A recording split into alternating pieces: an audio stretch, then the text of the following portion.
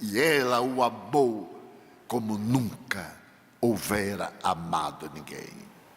Foi assim que naquelas paisagens do lago, ou nas estradas de Jericó, ou na longa viagem à Judeia, pela última vez, ela fazia parte do grupo que acompanhava Jesus. Se encarregava de atender a crianças rancenianas, de enxugar lágrimas de miseráveis, falava-lhes docemente sobre o Mestre, quando as multidões se dispersavam. E agora marchavam para Jerusalém. Ela sorriu na entrada de ramos e notou uma coisa peculiar. Colocavam ao caminho tapetes raros, péplos, para ele, mas ele não pisava em nenhum. Era o jumento que pisava na homenagem terrestre. E aquela entrada em triunfo, saudada em ramos arrancados das palmeiras, das videiras, para saudar o novo rei, fascinaram-na, até que as coisas se complicaram, e João narra Humberto de Campos em A Boa Nova, psicografada pelo venerando Chico Xavier. João chegou correndo naquela noite terrível e disse: Senhora, falava a Maria de Nazaré, ele foi preso, Senhora. Ele agora está sendo julgado. E Maria teve um vágado que João socorreu. E ao voltar ao normal, ela disse: leva-me até ele.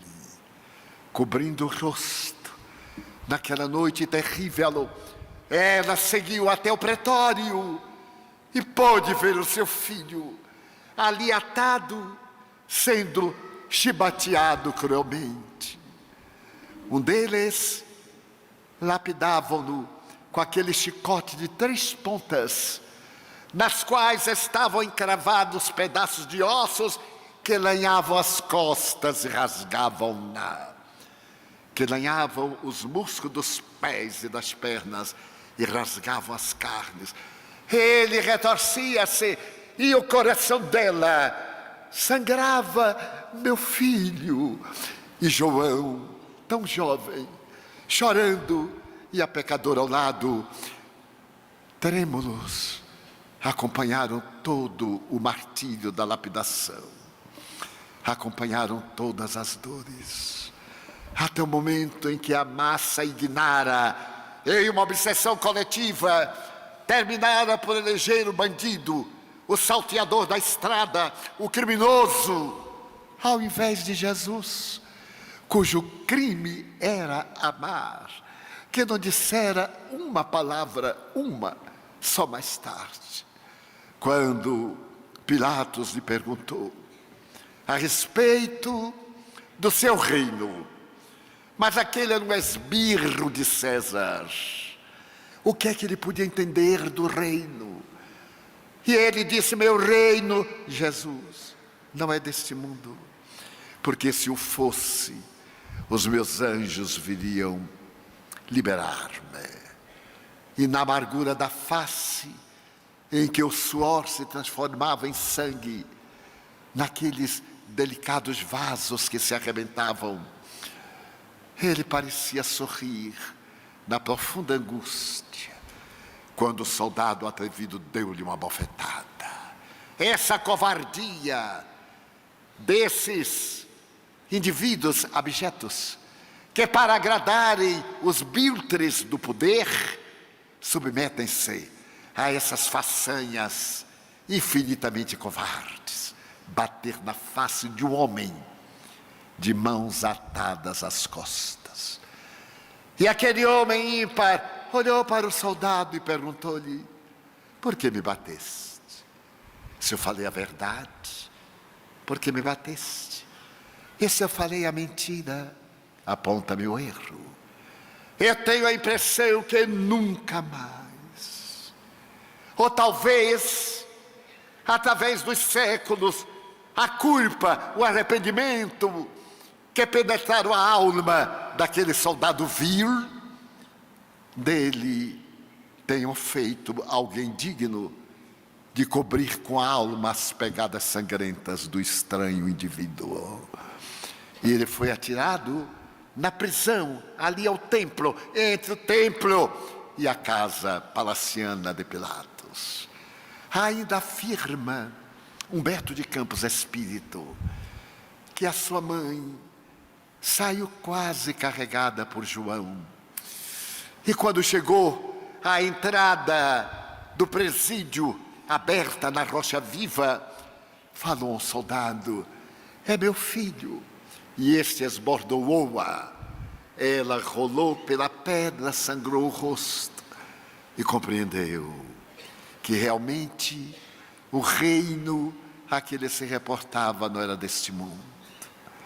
Ela, assessorada pela antiga meretriz, acompanhou a tragédia daqueles últimos passos, a tragédia da Via Dolorosa, porque o Monte da Caveira, pela sua formação geológica, era a alguns passos dos muros da cidade. Ele atravessou a rua estreita, de degraus, saiu à porta, e lá estava o Monte da Caveira, traduzido como Monte Calvário. E ele caiu uma vez, duas vezes, na terceira vez, uma mulher tocada de ternura correu com uma toalha alfinetante e enxugou-lhe o suor, e teria ficado as marcas de sangue naquela que se chamaria Verônica. E ele continuou carregando a cruz, sem forças, porque a lapidação fizera grandes hemorragias. Para poder facilitar-lhe a morte, era uma sexta-feira, não podia ficar ninguém vivo na cruz, na entrada do Shabat, não podia. E, sem energia quase, ele tombava, quando o soldado chamou alguém que passava e mandou ajudá-lo.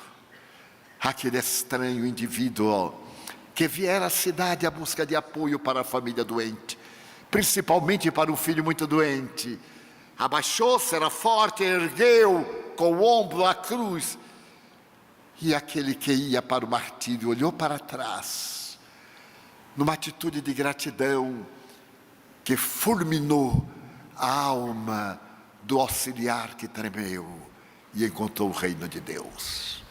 E ajudou na subida do Calvário.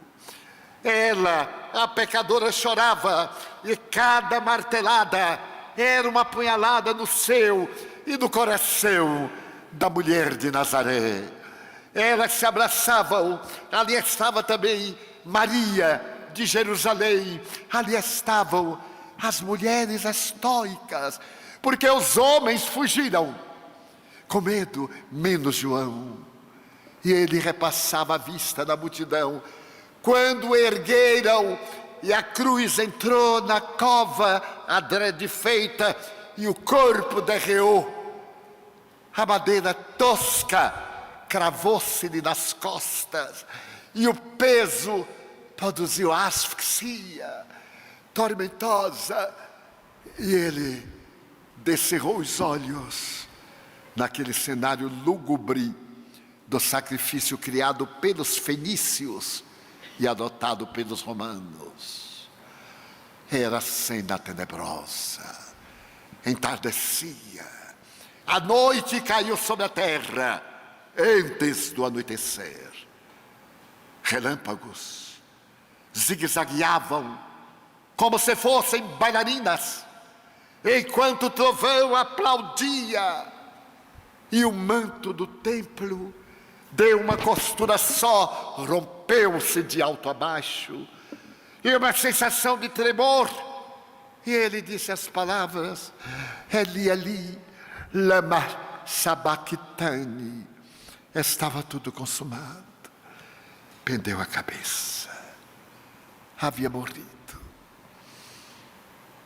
A pecadora olhava para ele.